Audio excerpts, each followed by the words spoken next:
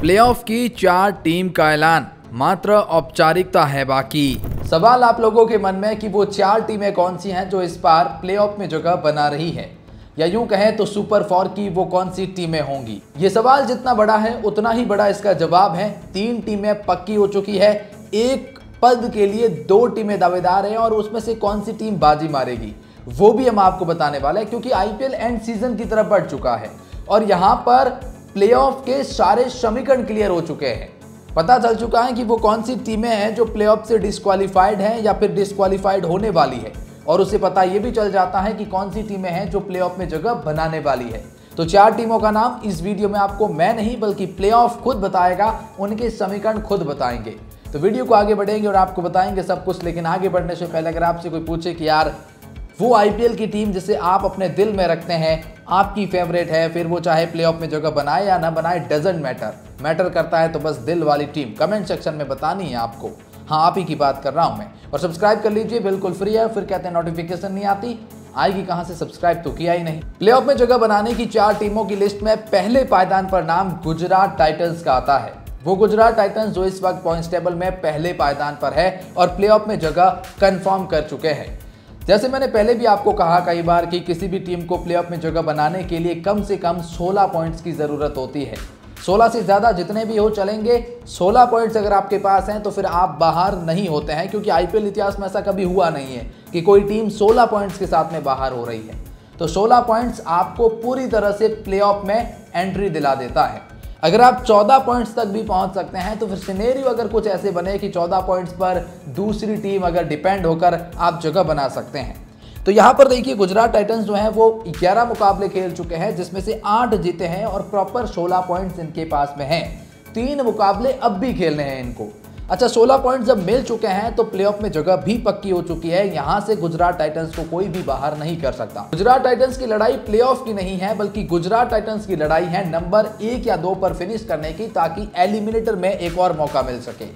वहां पर पहले और दूसरे पायदान पर जो भी फिनिश करता है ना, उसे एक एक्स्ट्रा मौका मिलता है प्लेऑफ के अंदर। तो वहां आप एक्स्ट्रा मौके के लिए खेल रहे हैं गुजरात टाइटंस। बाकी प्लेऑफ में तो इनकी जगह पक्की हो चुकी है। तो हमारी इस लिस्ट में पहले पायदान पर है गुजरात टाइटंस, तो दूसरे पायदान पर है रॉयल चैलेंजर्स बेंगलुरु। वो बेंगलुरु जिन्होंने 11 मुकाबले खेले हैं, 8 मुकाबले इन्होंने भी जीते हैं, हारे केवल इस सीजन 3 मुकाबले हैं आरसीबी ने, और 16 पॉइंट्स के साथ में ये दूसरे पायदान पर इस वक्त पॉइंट्स टेबल में रैंक कर रहे हैं। और मेरा मानना ये भी है कि रॉयल चैलेंजर्स बेंगलुरु प्लेऑफ में जगह बना चुके हैं, क्योंकि 16 पॉइंट्स पर आप बाहर होंगे नहीं।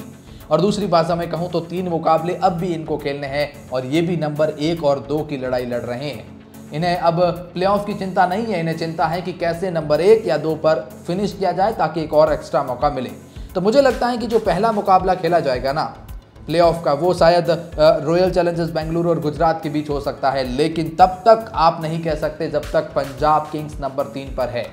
पंजाब किंग्स वो टीम है जिन्होंने 11 में से 7 मुकाबले जीते हैं। 11 में से 7, केवल 3 मुकाबले इन्होंने भी हारे हैं, 1 मुकाबला इनका नो रिजल्ट रहा है, और 15 पॉइंट्स के साथ में प्लेऑफ में ये लगभग एंट्री कर चुके हैं। अब बात यहाँ पर यह है कि 16 पॉइंट्स पाना है। 16 पॉइंट्स तक तो नहीं पहुंचे हैं, लेकिन मुकाबले अब भी 3 खेलने हैं। एक मुकाबला जो इनका दिल्ली कैपिटल के खिलाफ स्थगित कर दिया गया था, वो मुकाबला पंजाब किंग्स जीत गया था, ये बात आप भी जानते हैं। और 17 पॉइंट्स के साथ में ये तीसरी टीम ऑफिशियली ऐलान हो जाती, लेकिन हुई नहीं है। कोई बात नहीं है, 3 मुकाबले अब भी खेलने हैं पंजाब किंग्स को, और उसमें से अगर एक भी जीत गए ना तो 17 पॉइंट्स के साथ में क्वालिफाई कर जाएंगे।